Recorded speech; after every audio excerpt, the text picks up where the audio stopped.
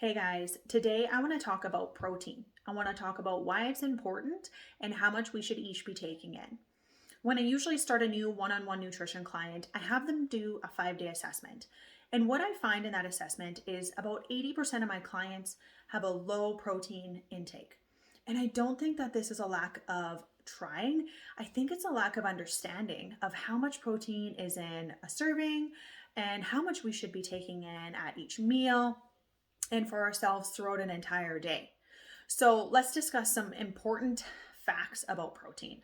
First thing is it supplies the amino acids to promote muscle growth, and it also helps with muscle soreness. So you're putting in all the effort in your workout, you're lifting the weights and you're trying to tone, but if you're not taking in enough protein, all of that effort that you're putting in those workouts, it's not that it's going to a waste, it's that you're not going to be getting the most out of it if you were taking in the adequate amount of protein. You'll also find when you're starting a new routine that muscle soreness is quite intense. This will subside, but also protein intake will help make sure that your muscle soreness isn't quite as intense. So it can kind of take that down a notch for you. It's also going to help us feel full and satisfied throughout the day. So this is going to really help with any cravings you have late at night. So if you go throughout the day, you had your breakfast, you had your lunch, you had your supper, or you just had your breakfast and your supper, whatever it is you do, but you're finding that your cravings at night are strong. This is a solid sign telling you that your protein intake was not enough throughout the day. A lot of my clients, when I have them start focusing on specific amounts of protein per serving at their breakfast, lunch, and supper, they can't believe how incredibly less their cravings are by the end of the night, and they're not eating all of these empty calories.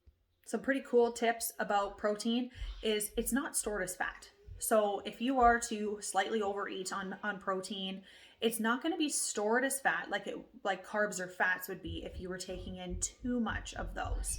It is actually goes into your tissue, and whatever is extra is oxidized and used for energy. So pretty sweet knowing that if you did have a day where your protein was slightly higher or a couple weeks that way, that is not something that you have to worry about that's being stored as fat. Another really cool thing is it has a higher thermal effect. So when it's being digested, it actually burns more calories as opposed to carbs and fats.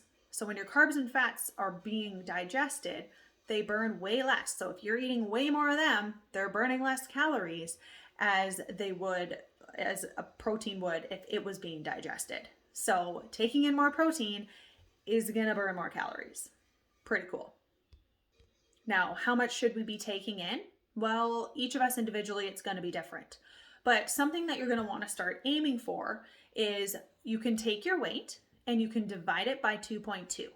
This is going to give you your weight in kilograms. Then you'll take that number and you're going to times it by 1.4, 1.6, somewhere in there to start. Whatever number you get, if you aren't anywhere near that number, you're going to want to slowly work up to that. So what I would do is I would start tracking your food for 5, 6, 7 days and get an average of where your protein is at right now. Then take that number, see how close it is. And if you find it significantly off from what that number is, then slowly work your way up. You don't want to throw yourself into double the protein that you're already taking in because you're going to find it really hard. Because again, it's going to make you feel full and satisfied. So when you're eating more protein and you're doing an excessive amount, it's going to make you bloated and feel really overwhelmed with the process. So you're going to want to slowly work your way up. I'll make sure to have that equation in the comments or in the post as well, so you guys can do that for yourselves. But that's where you're going to want to start. So you always want to start figuring out first where your protein should be if you're working on your macros.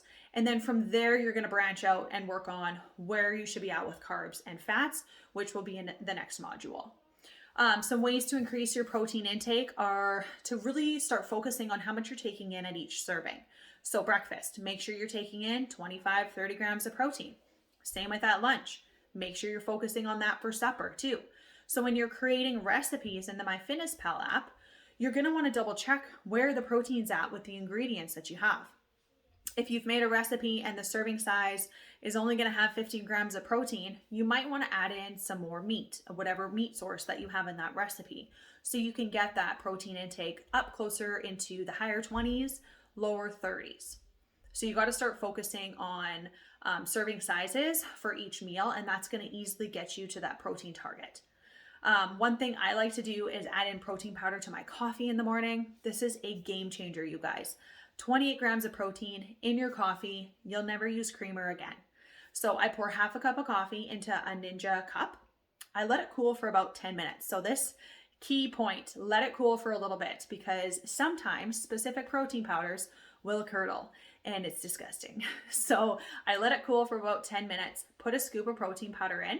I use the Diesel salted caramel protein powder. You can order it from Herc's Nutrition in Saskatoon.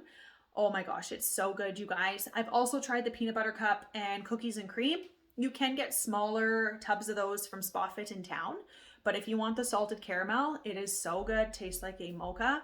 So you'll put the scoop of protein powder in, you'll blend it, and then you put it into a coffee mug, top it off with hot coffee. It is so good. I also like to have a protein smoothie before bed.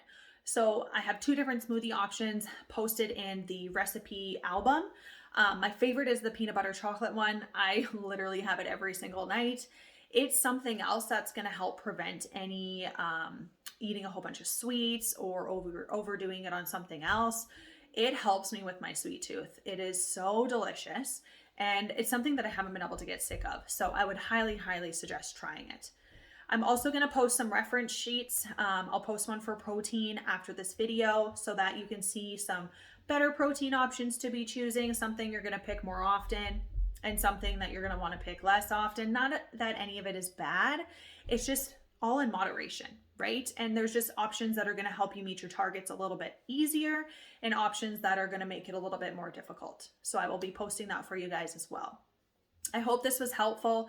If you have any questions at all about protein and you're still curious on where you should be and you want help a little bit more figuring out what that number looks like, reach out and we can chat. I would love to help you out and make sure that you're feeling really comfortable with what you should be doing and where you should be starting.